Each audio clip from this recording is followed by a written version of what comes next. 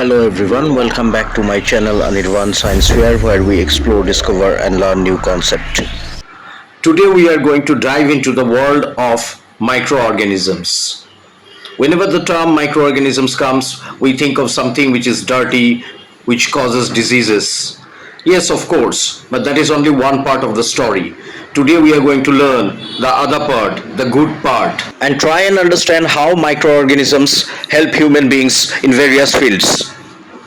Now let us watch an interesting video. Can any one of you guess what you are going to see under the microscope?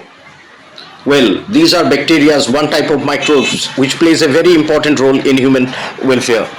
Microbes are omnipotent, thriving in soil, water, air, inside human body, and even in extreme environmental conditions like hot water springs and deep sea thermal vents.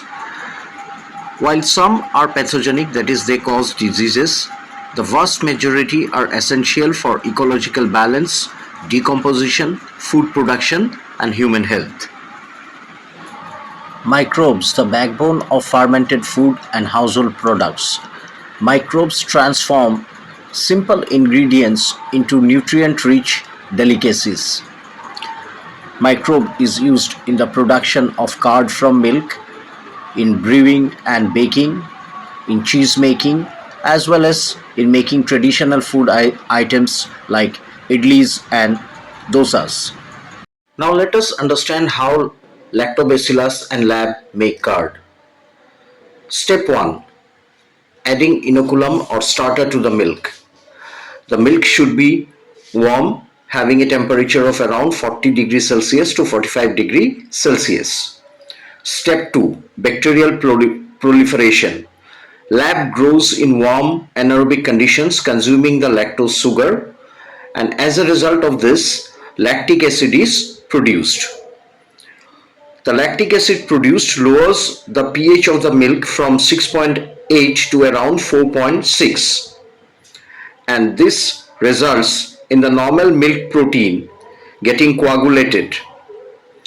Of course, out here we need to know that milk contains two types of protein, that is whey protein and casein. The one which gets coagulated in milk for the formation of curd is the protein casein, and ultimately it results into solid curd. The curd so formed is far more nutritious than milk because it contains higher amount of vitamin B12, and the lactobacillus present in the curd helps to fight harmful bacteria in the stomach. Now let us learn how different cheese varieties are made. The first step is preparation and inoculation. In this step, starter bacteria is added to the milk, and usually the bacteria belongs to Lactobacillus species.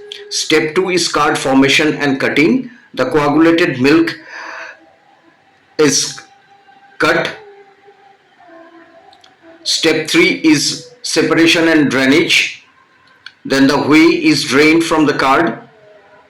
Step 4 is shaping and pressing. Then the cut pieces are pressed to give it a proper shape. Then these pressed pieces undergo salting, that is, they are kept in a brine solution. And the last step is ripening and aging, which gives the cheeses its characteristic flavor, texture. For example, the Swiss cheese, Emmental, or the blue cheese, that is Roquefort cheese, or the hard cheese, that is Parmesan. The blue cheese is due to the microbe which is called Penicillium roqueforti, and the hard cheese, it contains long aging salt crystals.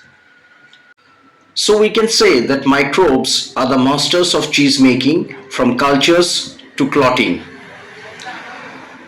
Clotting is usually done by various species of lactobacillus like Lactobacillus lactis, Lactobacillus helvetis, or even it is done by Propionibacterium freudenreichi. The clotting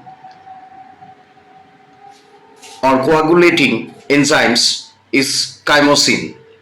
Similarly, surface ripening microbes like Barbivacterium linens and Penicillium camemberti are used. And auxiliary ripening cultures enhances the flavor, controls bad bacteria and provides probiotic benefits. And these auxiliary ripening agents include Streptococcus thermophilus and Bifidobacterium animalis. Now let us talk about an important and interesting journey of microbes, that is the journey from sap to spirit, or what we can call traditional toddy making. In toddy making, palm tree is used. Stage 1, tapping and collection. The flower spadix is tapped. As a result, sap drips drop by drop and it is collected over a period of 12 to 14 hours. The collected sap is called nira and this is non-alcoholic in nature. Step 2 is natural fermentation. Naturally occurring wild yeast, that is Saccharomyces cerevisiae on tree and pot, initiates the fermentation of the sugar and it gets converted into ethanol and carbon dioxide. Step 3 is filtration and stabilization. Simple filtration is done to remove sediments and then it is set aside for consistent quality for about 6 to 8 hours and it results in a milky effervescent mildly alcoholic beverage and that is ready for fresh consumption or storage. And this can be consumed fresh or within 24 to 48 hours. Well, now let us talk about industrial microbial applications. Microbes have uses in different industry like food industry, pharmaceuticals, in environmental services as well as in biomanufacturing. In food industry, large scale food is produced by using microbes, like in case of alcohol industry, brewer's yeast, that is Saccharomyces cerevisiae, is used. In pharmaceutical industry, various types of antibiotics, vaccines and recombinant proteins are produced by using bioreactors to optimize for high yield. In case of environmental services, that is bioremediation and waste treatment, well spill cleanup, metal detoxification are done by using microbes like Pseudomonas and Alkanivorax, which breaks down heavy metals and degrades them. Similarly, in biomanufacturing also, microbes have a very important role where they provide sustainable materials and fuels. Examples include biofuels, bioplastics, specialty chemicals like Escherichia coli, Saccharomyces cerevisiae and Cupriavidus, PHA biopolymer, etc. Commercial organic acids are also produced by using microbes, such as Aspergillus niger is used to produce citric acid, which is used as a preservative and a flavoring agent. Acetobacter aceti is used to produce acetic acid or vinegar, and butyric acid is produced from the bacteria Clostridium butylicum.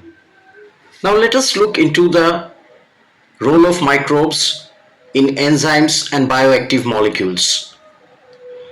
Enzymes such as lipases, which are incorporated into laundry detergents to target and break down whale stains, and enzymes like pectinases and proteases used to clear and clarify commercially bottled juices are also derived from microbes.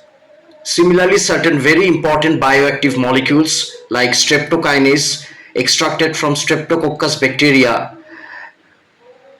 is used as a clot buster for patients suffering from myocardial infarctions. Statins produced from the yeast Monascus purpureus used medically to inhibit cholesterol synthesis and lower blood cholesterol levels. Similarly, cyclosporin A, an immunosuppressive agent extracted from the fungus Trichoderma polysporum, crucial for organ transplant patients.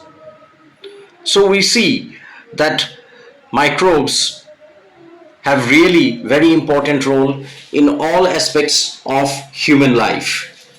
Well, with this, we come to the end of today's session. In the next session, we will be talking about sewage treatment and other topics from this lesson. Thank you for watching. If you have enjoyed this deep dive into biology, please subscribe my channel, like and share it amongst your friends, and please do comment.